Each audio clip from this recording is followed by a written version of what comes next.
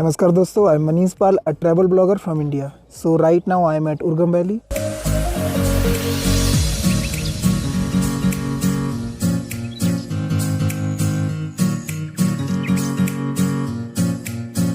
और ये जो आप मेरे पीछे देख रहे हैं ना, ये है उर्गम वैली. अब जो सबसे पहला क्वेश्चन आता है कि ये वैली है कहाँ पर.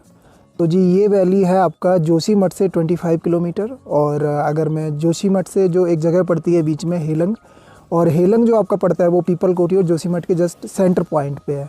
वहाँ से एक रास्ता इस वैली में अंदर की तरफ आता है. होटल इंदिरा पैलेस करके एक जगह है, वहाँ से एक रोड नीचे की साइड आता है. आपको उसी रोड पे ऊपर आ जाना है 12-13 किलोमीटर. और मैं अभी जिस जगह पर हूँ, ये जो आप व्यू देख रहे हैं, सबसे पहली बात तो ये व्यू हर जगह से नहीं आता है. तो आज है 7 अप्रैल 2021 और आप जितनी भी स्नो देख रहे हैं ना वाइट वाली, ये सारी कल रात में पड़ी है. कल दोपहर को जब मैं यहाँ पे आया था तब से लेकर फिर पूरा शाम तक बारिश होती रही. और उसके बाद में थोड़ी देर रुकी, फिर उसके बाद रात में भी बारिश होती रही. मुझे याद है कि जब मैं कल आया था तो ये वाले पहाड़ों पे कुछ भी बर्फ़ नहीं थी, और अभी देख लीजिए आप, ढंग से बर्फ़ पड़ी है. अभी एक बहुत इंपॉर्टेंट क्वेश्चन पर आते हैं कि आपको इस वैली में क्यों आना चाहिए. तो उसके लिए मुझे बताने की ज़रूरत ही नहीं है कि आपको क्यों आना चाहिए. एक बार आप पीछे से पूरा व्यू देख लीजिए. बहुत शांति है. जोशीमठ भी नियर है, और यहाँ पे सबसे बड़ी बात कि जियो और एयरटेल का नेटवर्क अच्छा है.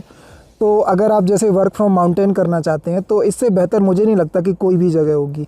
एयरटेल बहुत अच्छा है, जियो बहुत अच्छा है. मैं कल लाइव भी था फेसबुक पे अपने, वहाँ पर भी बहुत अच्छी आवाज़ के साथ में लाइव गया हूँ मैं. तो काफ़ी अच्छा नेटवर्क है. तो वर्क फ्रॉम माउंटेन्स के लिए बेस्ट जगह है. उसके अलावा आपको इस जगह पर क्यों आना चाहिए, सबसे पहली बात तो यहाँ का जो विलेज लाइफ है वो आप एक्सप्लोर कर सकते हैं. और उसके अलावा यहाँ पर जो ध्यान बद्री करके एक मंदिर है जो कि पंचम बद्री है, उनमें आता है. उसके अलावा पंच केदार का जो पंचम केदार श्री कल्पेश्वर महादेव का मंदिर भी इसी गांव में, वो उस कोने में कहीं पर है. तो आप वो देखने आ सकते हैं. ये जो सामने जो आप गांव देख रहे हैं सेंटर में, ये गांव है बरगिंडा. उर्गम वैली का सेंटर पॉइंट कह सकते हो या सबसे ब्यूटीफुल गांव कह सकते हो. लेकिन ये जो सबसे सुंदर दिखता है वो इस जगह से दिखता है जहाँ पे मैं खड़ा हूँ अभी. और मैं खड़ा हूँ लियारी गांव में, और यहीं पे मैंने होम स्टे में रुका हुआ था. और मैं जिस होम स्टे में रुका था उसका नाम है पवन होम स्टे, आप देख पा रहे हैं वीडियो में. तो इस जगह से जो व्यू है सामने के गांव का और पीछे कल्पेश्वर मंदिर का, बहुत ही सुंदर है. आप इसमें खुद ही देख लीजिए आप. तो अभी जैसे आपको जोशीमठ से आना है तो कैसे आना है. सबसे पहली बात, यहाँ पब्लिक ट्रांसपोर्ट में कोई बसेस वगैरह नहीं चलती हैं, आपको टैक्सी लेकर आना पड़ेगा. अगर आप जोशीमठ से टैक्सी से उर्गम तक आ रहे हैं, मतलब कि बरगिंडा या देवग्राम या फिर लियारी जहाँ पे मैं खड़ा हूँ अभी, यहाँ तक आ रहे हैं, तो जोशीमठ से वहाँ तक के 100 रुपये लगते हैं. और अगर आप हेलंग से आ रहे हैं तो 50 रुपये लगते हैं शेयर टैक्सी में. आप चाहें तो पूरी बुक करके भी ला सकते हैं. उसके अलावा यहाँ पर उर्गम वैली से कई सारे ट्रैक जाते हैं. एक वंशी ग्राम करके एक वो ट्रैक जाता है, नंदी कुंड के लिए ट्रैक जाता है, रुद्रनाथ के लिए ट्रैक जाता है, मधमहेश्वर के लिए ट्रैक जाता है जो कि वो नंदी कुंड से जाता है.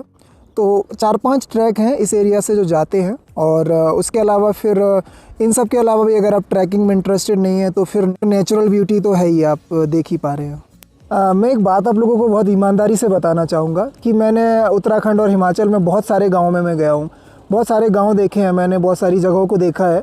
लेकिन उर्गम वैली जैसी मैंने कोई वैली नहीं देखी आज तक. मतलब इतनी खूबसूरत है. ये जो आप व्यू देख पा रहे हैं ये आपको हर जगह से नहीं मिलेगा, मैं आपको ऑनेस्टली बताऊं. ये मिलेगा आपको, ये जो परफेक्ट व्यू है, पीछे के जो माउंटेन वाले पहाड़ हैं, वो गांव है बरगिंडा गांव उर्गम वैली का. और ये व्यू केवल मिलेगा आपको लियारी विलेज से. और लियारी में भी कई सारे होम स्टे हैं, जिसमें कि एक में मैं खुद रुका हुआ था, पवन होम स्टे.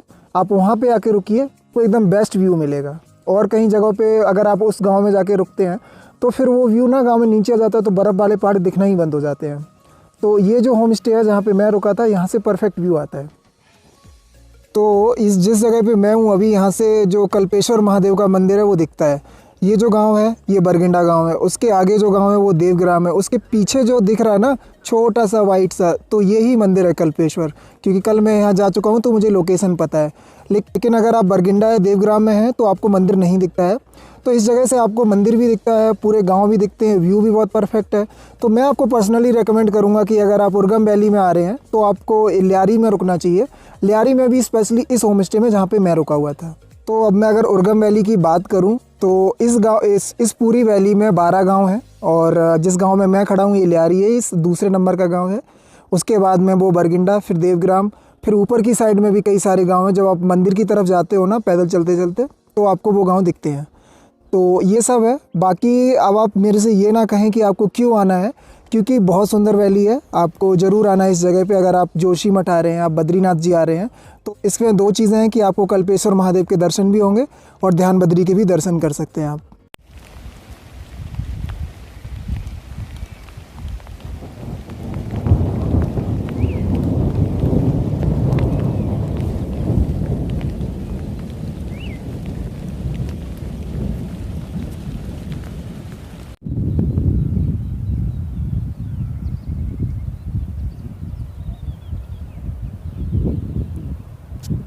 और पता क्या, इस वैली में अखरोट के भी बहुत सारे पेड़ हैं। आप जगह जगह पर थोड़ी थोड़ी दूर में अखरोट के पेड़ आपको मिलते रहेंगे। अगर आप सीज़न में आते हैं तो आपको अखरोट भी देखने को मिल जाएंगे, तो वो एक अलग ही एक्सपीरियंस होगा। अभी हुए हैं सुबह के 9:10 और मौसम आप वापस से देखिए, फिर से बारिश आएगी। अभी थोड़ी देर पहले धूप थी अच्छी खासी, और अभी आप देख लीजिए सब कुछ चेंज हो गया। वापस से ठंड हो गई थोड़ी सी ज़्यादा, और ऐसे लग रहा है कि ऊपर बर्फ़ पड़ने वाली है और बारिश भी नीचे आएगी। मैं एक चीज़ मैं आप लोगों को और बताना चाहूँगा कि यहाँ पे जिनके यहाँ मैं रुका हुआ हूँ, उन्होंने मुझे बताया कि इन वाले पहाड़ों के पीछे बद्रीनाथ है और यहाँ पे ट्रैकिंग होती है। जुलाई अगस्त सितंबर में आप यहाँ से 3-4 दिन का ट्रैक है, आप बद्रीनाथ जा सकते हैं इस साइड से। तो देखते हैं, कभी ट्राई करूँगा मैं मेरी साइड से यहाँ जाने का। चलिए, अभी टैक्सी आने वाली है तो फिर अभी नीचे चलते हैं हेलंग की तरफ, फिर जाएंगे जोशीमठ, फिर औली जाने का ट्राई करते हैं।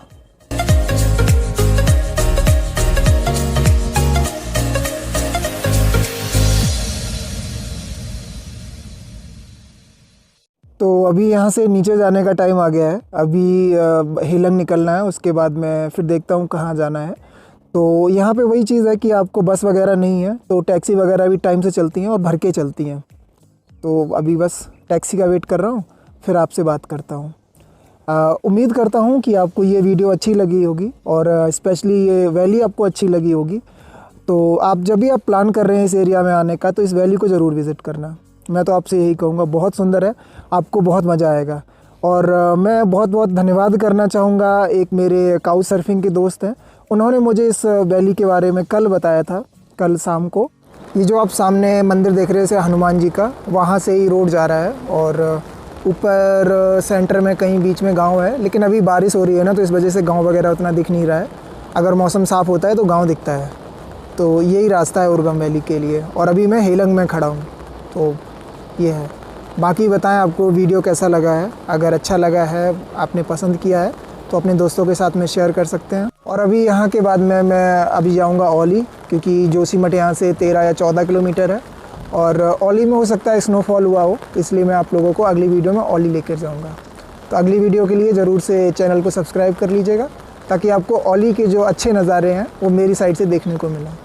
तो ये जो आप पीछे रास्ता देख रहे हैं, यही उर्गम वैली के लिए जाता है। और अभी मैं उधर से ही आया हूँ, आधा घंटा लगा है टैक्सी आने में। यहाँ पे एक चीज़ है कि अगर टैक्सी नहीं मिलती ना आपको, तो आप जो पिकअप वगैरह होते हैं आप उनमें आ सकते हो आराम से। तो वो ले आते हैं, 50 रुपये लेते हैं उर्गम से लेकर हेलंग तक के। कि चैनल को सब्सक्राइब कर लीजिए, और ताकि जब भी नया वीडियो आएगा तो नोटिफिकेशन आप तक सबसे पहले आ जाएगा। जल्दी मिलते हैं अगली वीडियो में, तब तक के लिए अपना और अपनों का ध्यान रखिए। नमस्कार।